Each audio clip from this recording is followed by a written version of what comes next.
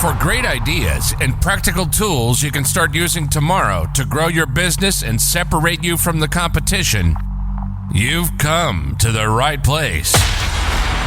If you're into B2B marketing and sales, then welcome to the one and only B2B Marketing and Sales Podcast. With over 60 and counting total years in the trenches of businesses small and large, they have a plethora of knowledge and experience that generate you more leads, capture more clients, ring up more sales.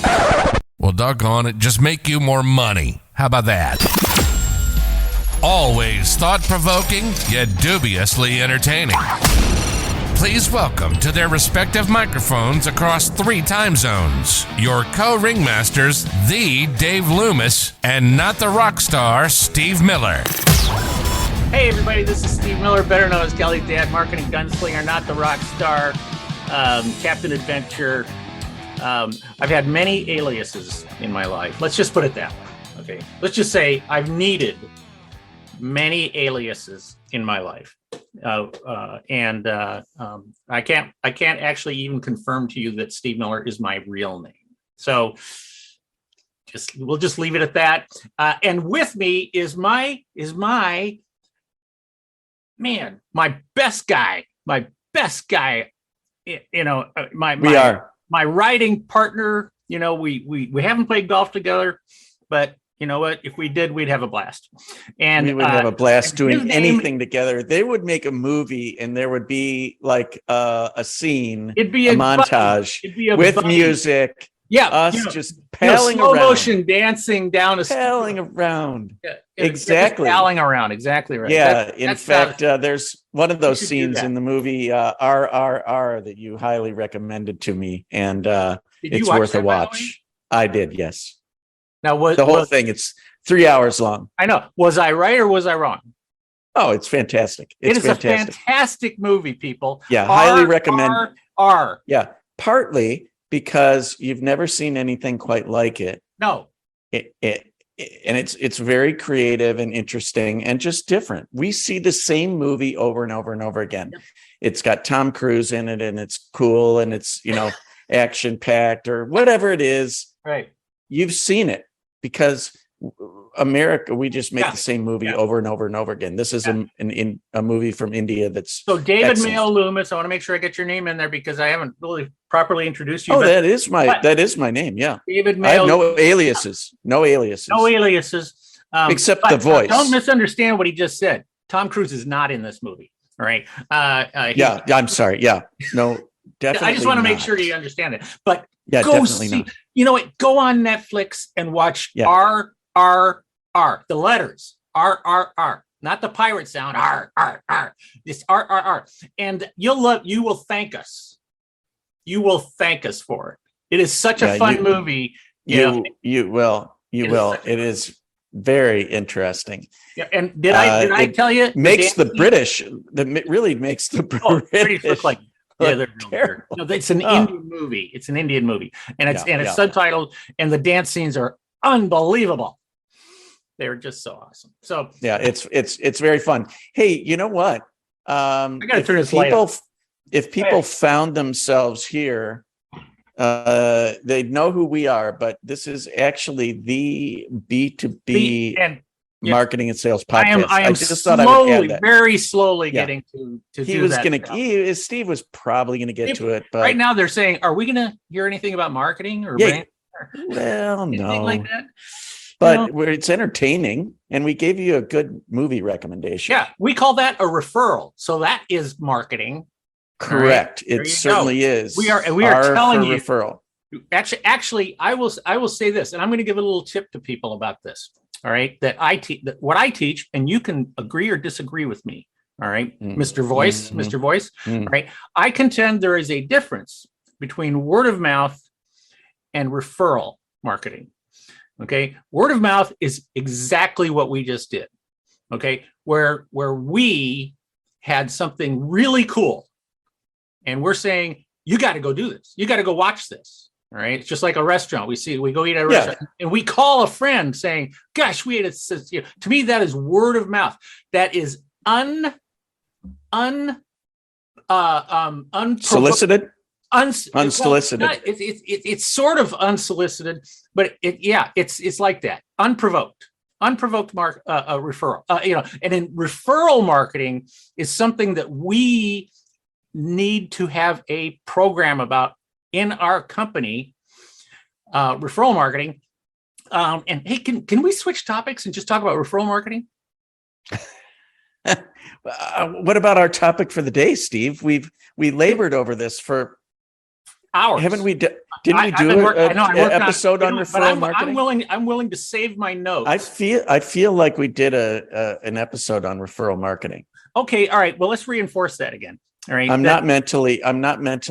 We prepared. may have, but I can't push this enough that the vast majority of companies, number one, they are terrible at referral marketing. Okay, and referral marketing is where we help our customers and our contacts, and we help them to refer people to us. All right. Word of mouth is not that. That's my contention. Okay. Great. Excellent. Okay. So what is our topic for? Oh, I know what our topic is for today, because this came up. This comes up to me. I see this stuff all the time. I can't believe how often I see it, where people will come on to the internet. They come into LinkedIn. They go, for the most part, the business people hang out in LinkedIn. The other place that business people hang out is on Facebook, but it's not Facebook. It's in a Facebook private group. There are tons of private groups on Facebook that are business focused. And they are fantastic. I'm a member of a number of these, and they are wonderful. But they don't talk to each other, just in the general feed. And I spend very little time in the general Facebook feed. But I will go to the feed. So anyway, so the point is that so often people come in and they go, and they'll say something like, "Hey, does anybody have any recommendations of any marketing tools that are free? Can somebody teach me how to do something using email because it's free? Or just in general, they're just like going, I don't feel like I need to spend money on marketing, and and I'm like, wait a minute, and especially to the people that we're talking to, we're in the B2B world. Okay. Most of the people that we are talking to, they're selling expensive stuff. Oh yeah. Got a great example of that from last week. And it involves our mutual friend, Michelle Jones, who has been a guest on this. We got to get her back. Michelle and I have what is now a former client together. And I will not say the name of the client, but I will say what this client does. Okay. Because it's important for the example. Okay. All right. This is, I would say it's a startup, but they're way past the initial stage because they have a very, very established product/service. And it's nothing it's not like something you invent in your garage. This is actually a way to disrupt the traditional medical care system by providing virtual primary care, including individual people that can advocate for you and send you to the right place for the right amount of money at the right time, etc. But it also involves insurance.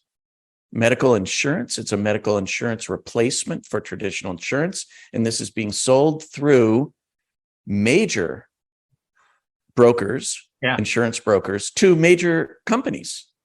So and there are thousands of existing customers. Okay. So I'm just setting the stage for this situation. I want to wrap this up by saying, I don't mean wrap up what you're saying. I just mean in a little bow here that what you're saying is that ultimately this involves a lot of money.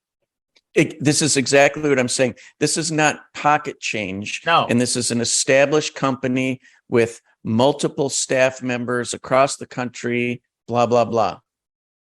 There was a request made of our mutual friend, Michelle, to help onboard the free version of HubSpot.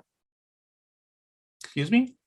The free version of HubSpot. There's no CRM system or email marketing system, yet. But this particular company wanted to use the free version. They want to use HubSpot. the free version of HubSpot to market these services. Correct. And there is a version of HubSpot that I believe is maybe it's $49, $50 a month, to get into like really serious, great, extra services. And it goes up from there. But $50 a month, I mean, individuals in their household, how much am I paying for all my streaming services? Speaking of movies, I mean, plus my, internet and all that. I mean, a lot more than $50 a month. Now you're So this is what is going on. Why can't I get Netflix for free? Why can't I get HBO Max for free? Why can't I? Why can't I get all that stuff for free? Well, you've got Facebook for free, but you've got ads and you are the product. But that's not really what we want. And it's not, it doesn't stand up to you just brought this great example. Here these people big are. B2B company. Yeah. They're a B2B company.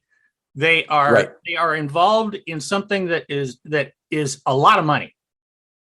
Yep. It's a lot of money. And they want and they wanted Michelle to onboard them to the free version of HubSpot. Yep. To market their services. Correct. And by the way, the answer was no. But as you said, the former yes. client.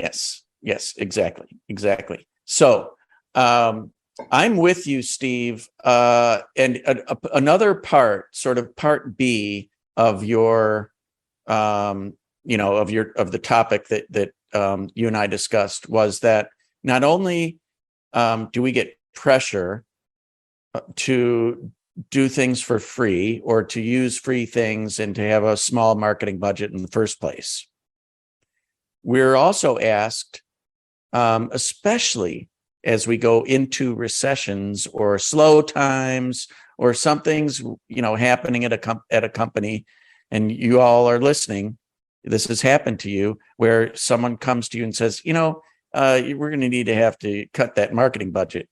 Yep. And you say, well, we cut the marketing budget last year, and we need to do these things. And they say, somebody then says, well, give me the line item budget. And you show it to them and they say, my God, why are we spending so much on that trade show? Yep. Why don't you get a booth that's like half the size? Yep. It's like, yeah, but we just spent all this money creating this new booth. So it's not just the booth. So, I mean, it goes on and on and on with every example of something that they're asking us to cut. Correct? Yeah. And so what you're talking about here, which is also a huge thorn in my side, is this idea that marketing is an expense. Yeah. That makes it a line item in the budget, because line items can be cut. All right, that it's like the old thing, like wasn't it like a president who said he wanted to have line item veto or something like that? Every president wants that. Yeah. Well, and in corporations, the CEOs do have line item veto, and correct. And so, if we use trade shows as an example, but I think just in general, marketing is the one where they see it as an expense. And if somebody sees marketing as an expense, it will always be cut. When when somebody wants to, it doesn't even have to be a recession. It could just be a new CEO comes in or a new marketing director comes in and they want to look like a hero right out of the box. And so what they do is they cut the budget. And they pat themselves on the back and they go, aren't I smart? Aren't I intelligent? Because I just saved us, $100,000. I don't know, whatever it is. And the point is that number one, and we've had this conversation before, and folks, if you're listening right now and you have not listened to that episode, go back and find the one where we talk about, how to measure ROI in marketing. All right. Because that's where the issue is that, see, sales is historically measurable. The sales department, historically measurable. They're not seen as overhead because they can make a connection between the expense that they put in for sales and the return that they get. It's just such an obvious, and it's so obvious and so directly connected that many salespeople are, partially or in some cases full commission. In other words, a one-to-one relationship. So that's trackable, but I don't hear about a lot of commission marketing people. No, and that, I'm okay with that. But I mean, certainly you could tie bonuses in. And that happens. But that means you have to know how to connect marketing to ROI. So again, go back to our past episode, listen to that one. But in this episode, what we are trying to get you to understand, you have to pay for marketing. People, as much as yes. Okay. And you have to, but you have to change your mindset that marketing is not an expense. You have to treat it like an investment. As if you were buying stocks. And like right now, as we are recording this, we're still in the throes of the stock market,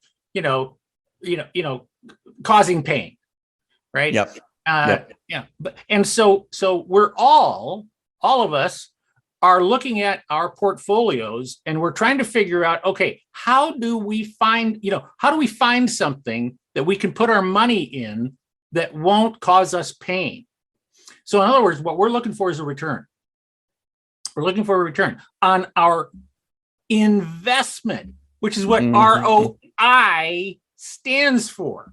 It's not return on budget, it's return on investment.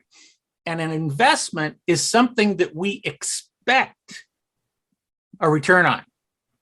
You have to change your mindset. And so number one, I'm completely, I know Mr. Voice is on board with this too, is that marketing is an investment. It should bring an ROI. You should be able to measure it. And kind of going along with what you were talking about. Sometimes I often get the question, they'll say, well, how much should we spend on marketing? Or what percentage of our budget should we spend on marketing? Right? Yeah. And I always kind of think about, well, okay, it's really hard to answer that question. Yeah, it is. There's a lot of statistics on it. You can look them all up, and a lot of us have at times. And I've done that too, because I've been asked that question so many times. And I could tell you. I mean, you look it up, and it it'll say, between 3 and 12%, depending on what industry. Well, there's a big difference between 3 and 12%. And if you're a newer company, if it was a software company and was a startup, then you're looking at a much, much higher percent, because you need the eyeballs and the volume and the trials and all that stuff, because you don't have any revenue at first. But let's go back to the question I asked you. Depends. Let's go back to the question. And I remember I asked you this question in that previous episode. You are the only person in history who gave me the correct answer. Immediately. And you gave it to me immediately. I think I was so shocked, I don't think I even said anything about it. But and my question was, okay, folks, let's do it. Let's look at it from this perspective. Okay.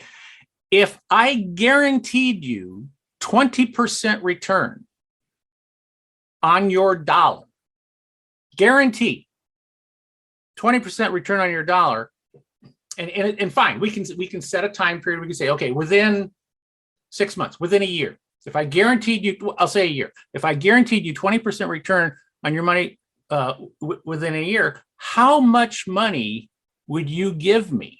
Do you remember? And you better answer it correctly again, because I know you did the first time. I'm pretty sure I said all of it. That was it. Ding, ding, ding, ding, ding. That was the answer. And you are the first person in history. I've asked that question of thousands. Because no, thousands of people.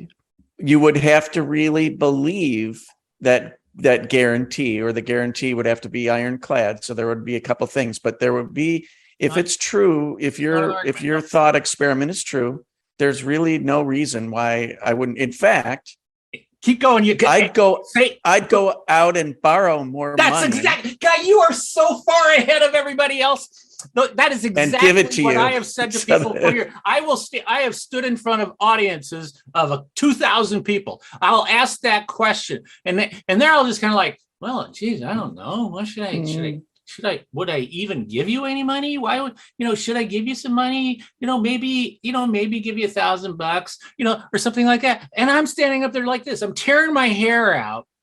And I'm going, well, the first answer is you would give me all of your money. Okay. The second, and the backup to that is you would then go out and borrow as much money as you possibly could and give that to me because you're guaranteed. So here's my point. My point is that with marketing, if you develop a process in your marketing that you bring in qualified moose, qualified target markets, people who fit the profile of your target market and have the money, the ability to pay. And if you are able to develop a system that it's like a flywheel. It's like a flywheel. Absolutely. And every time you put $1 into that flywheel, it gives you $1.20. Every time you put in $1, it gives you $1.20. So the question then is, well, how much money are you going to put in? So here's a question for you. For that to work, what you just suggested, agree with me or not, but you would have to keep pretty close tabs on the fact that your investment in XYZ tactic was the thing that actually delivered those results. So there's a little bit of learning by doing, measuring, and metrics and return, right? So you're not throwing it. You're not saying, okay, I'm going to put thousands of dollars into these 10 tactics, right? And I'm gonna implement them all at once without measuring. And I got a bunch of sales back. I don't know which one of those 10 worked. You have to know. So you have to know. You have to know, right? You have to know. You have to be able to connect the dots. And I'm sure you don't remember this, but the way I describe it is you have to be able to connect the dots between your marketing and ROI, but it has to be a solid line that connects the dots. You know how sometimes you look at a map and you connect dots on a map or something like that, and the ones that are really you put a solid line. The ones that are a little bit questionable, you put a dot. You put a dotted line or a dashed line or something like that. That's what I think most companies are missing with marketing, is that for them, connecting marketing to ROI is a dashed line. They think, we sort of have a feeling. We sort of have a feeling that this is a good thing. Helping, but they can't prove. They can't really prove it. So that's the thing. Is that you have to. First of all, you have to understand marketing. You have to understand that the purpose of marketing is to generate an ROI. I don't care what anybody else says. It's the same as sales. It's to generate return.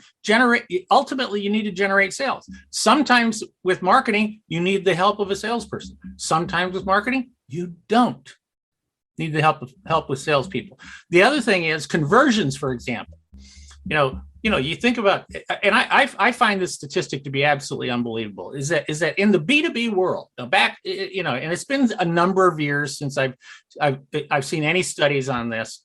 So it could be a little bit different right now. I don't think so.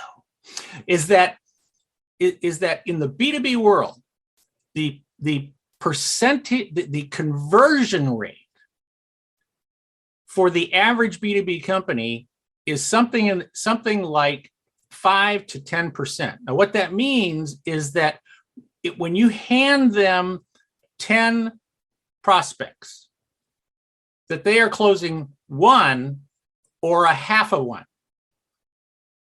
That's what that means. Yeah. You hand them 10 prospects.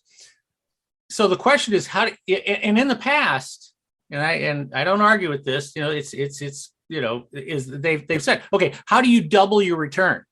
How do you double your sales? And the answer is you double the number of prospects you go see. Okay?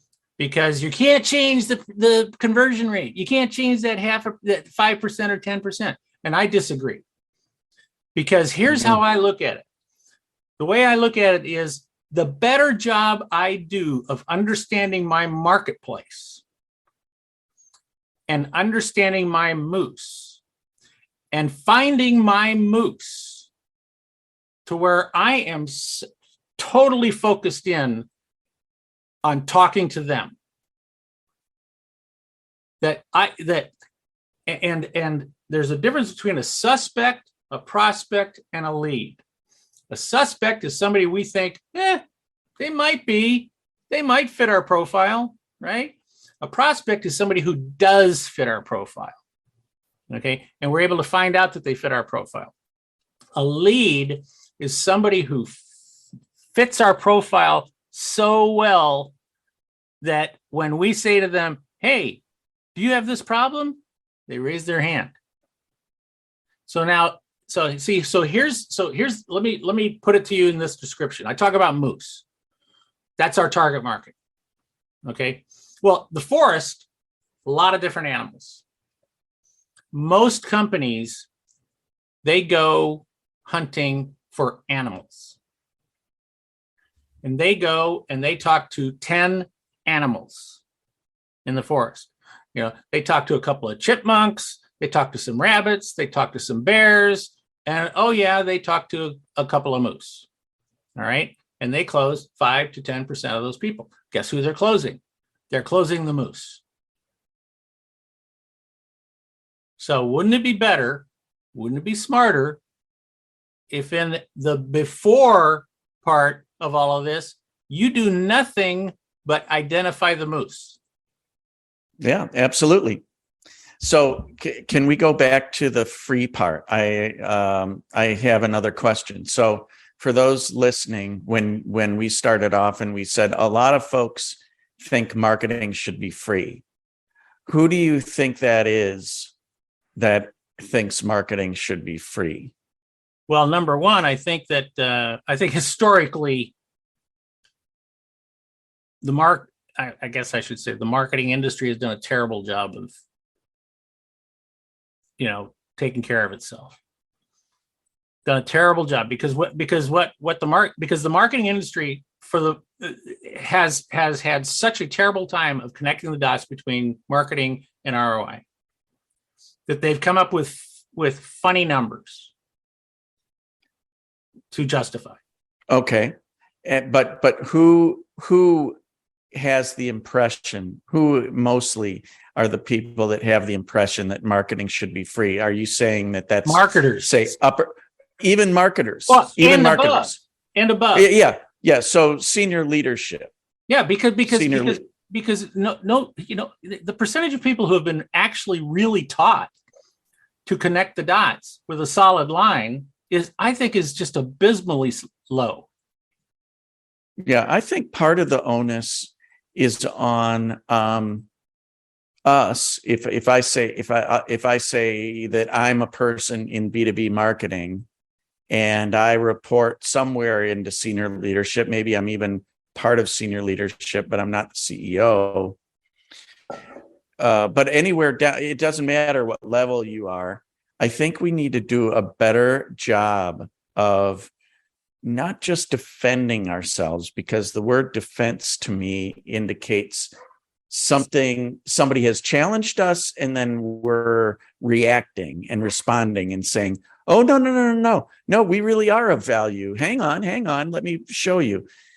I think we need to do a better job of proactively, on a very regular basis, communicating to the rest of the organization everything we do and the value of the things that we do. So I really think that marketers play an incredibly vital role in organizations usually, and it is often a very overlooked role. And also, I would say half of what we do on a day-to-day basis is not obvious. It's not always noticed, but we're responding. Always. The obvious things are, oh, we placed this ad in such and such, or we organized this trade show, or we did this thing that everybody noticed. Yeah. We came out with a new brand and tagline, and we updated the website, and we did all these things, right? Or we have some metrics on leads and other things like that. But you know what we're doing? Half of our day is spent, HR calls, and they're updating something for attraction and retention. Can you help? Well, of course we can help, and we do it. Did we write down what we did and what value that would have been if they had purchased that on the outside, and what the result was of them doing that? I mean, there's 100 things every day. I've got a great example that I heard today that is analogous to the situation, not exactly the same, but it's a great idea.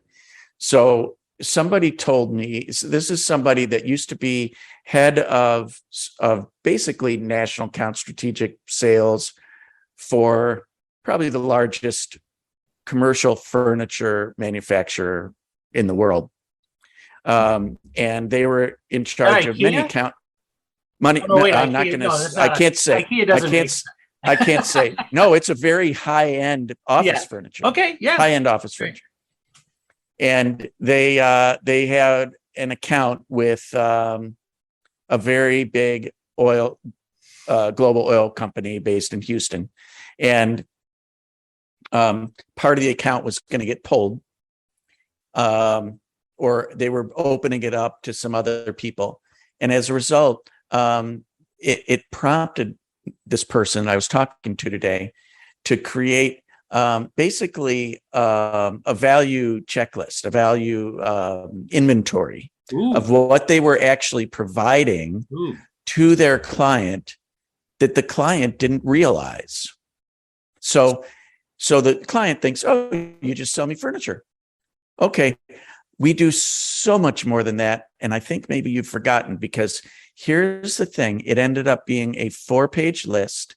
And not only did they list it, he attached the actual dollar value of what those services were to this list and handed it to him. The meeting went fine.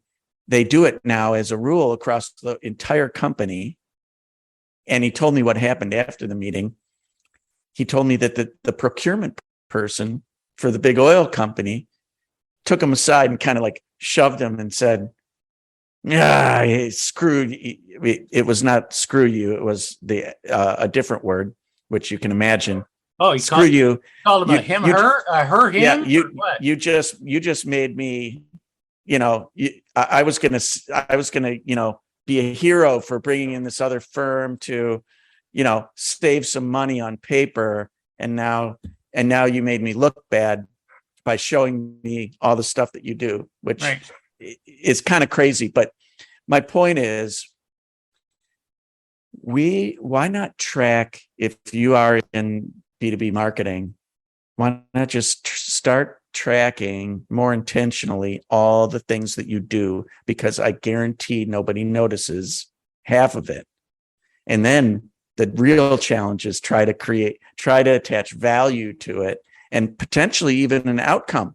So if you do a favor for somebody internally, which you're doing all the time, every single day, not only do it, track it, write it down, but follow up with that person to say, what was the impact of what I did for you? Follow up. It's going to take a little extra time, but then you'll have it. Yeah. Then you're proactive. And I would contend that a way to plus that is that you figure out a way to make that part of the deal, where you are saying to people, here's what we are going to deliver to you. And when they put it in those terms, like you're talking about, they are now talking about things that are above and beyond what would normally have been expected. And they are now separating themselves from the competition. Absolutely. So that is, I mean, if marketing is not respected as it should be, which is probably the case, and folks are trying to pressure us to, including ourselves, to try and do it on a shoestring, if not free or nothing, right? Then let's not sit back and accept it. Let's fight back, and let's prove. Well, you gotta have proof. Prove it the other way. That's why I'm talking. That's what I'm talking about. Is we prove it. Need to have make that solid line. And if you don't know what we do, if you don't know how to do that, well, you need to call one of us. I'm serious. I'm 100% serious. No, it really is. It really is possible. Tired, and I'm so tired. We do this all the time. I'm so tired of agencies, and they're out there and they're making up funny metrics. I mean, I have never cashed a check on awareness. And I don't think I've ever met anybody who cashed a check on awareness. And see, that's why I say it's got to be a solid line, and you have to know how to do it. And you have to be able to talk the language with your customers, with your clients, and with your prospects, that where in a lot of cases, you're going to be educating them. Because as you pointed out, Dave, that even when you go up higher, in the company, nowadays more and more of the people up high are financial people. Right. Nowadays you see a lot more financial people at the top of the organization. Well, they come from the world of just looking at the numbers. Right. And so you have to talk to them in numbers. So, right. And something that crept into my mind when you talked about awareness was awareness. You have to have it, because if someone doesn't know that you're there or can't find you, they can't engage. But engagement is what we want. And it reminded me of, and this is not B2B. I was but I was a major consultant too, because I was at the parent company of a chain of 300 kitchen stores that were at outlet malls called Kitchen Collection and Le Gourmet Chef. They are both no longer in business. But when I was involved, I mean, we were doing well, and we didn't track awareness because what do you do with that? But here's what we tracked, and it was fascinating. We tracked we tracked a lot, but we tracked 3 major levers that all would impact what our top line, especially, which was very, very important. Okay. So we tracked footsteps. So that was meter. There were door counters. So whenever a human being, or probably not a dog, but a human being walked in the door of one of the stores, it counted it. So we knew how many footsteps there were. Okay. So that's the engagement we're talking about. So that does count. Someone's in the store. Second of all, we counted average, I'll say closure rate, which is what percent of those footsteps bought something. Okay. And then the third was the average sale. So when they did buy, how much did they spend on average? And we tracked those so intensely.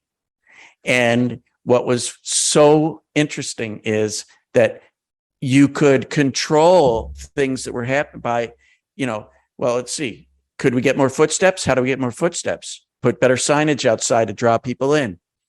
Can we get a higher closure rate? Yeah, we definitely can, by basically engaging with the person and, don't sit there, talk to the customer, sell to the customer, etc. Have average sale. Yeah, we definitely can get the average sale up by putting impulse items at the counter and by suggesting very specific add-ons that go with this and this and the other thing. So my point is, that's the kind of stuff that we should be doing in B2B marketing also. Tracking the levers and then actually doing things to impact those levers. Let's translate that into today. Let's do it. The storefront is the website. Yep. So the footsteps are the people coming to you. Now that's so right. It's all well and good to tell me how many people are coming in. Okay. Tell me how many people are coming in. And then where do they go? And then what do they do? Do they leave us money? Or in the case of B2B, very often, of course not. They're not going to leave us money when they come into our website. Right. So how do we define? We define it by, do they engage with us? I've always called it persuasion. I've always said awareness without persuasion is malpractice, but I think awareness without engagement is the same thing, is malpractice. So we get them to engage with us. And folks, let me tell you, if the only engagement tool that you're using on your website is, are you ready for a quote? Would you like a quote? Come on, people. That is not engagement. You're stepping too far. Yeah. Well, of course you'd love a quote, and you'd love them to start a quote. And a small percentage of people may be ready to start a quote, but there's all sorts of other steps on the way there. There's great content that you could write that's of value to them. Their information. Can't we capture their contact information? Just capture their contact information, right. And if they'll give you a couple of selections of their interest areas, then that's going to help even more. What we call that? Engagement. You know what we call that? What do we call that? Marketing. I don't know. Is it free? Not if you still got to develop all that stuff. You got to develop the lead magnets. You got to develop. It's not free. None of it is free. You still have to build all that stuff. So yes, anyway. You do. Yes, we do. Because we are ranting and ranting and ranting because you know what? Because we are passionate about this. Yeah. Yeah. Mr. It's Boyce not and free. David, it's not free. Shouldn't be free. We got to track it, folks. Track it. Yeah. Track it. Prove it. Prove it, and get the budget increased. Your example of the store was so good because everything about that was solid line. It was a solid line connection. Cause and effect.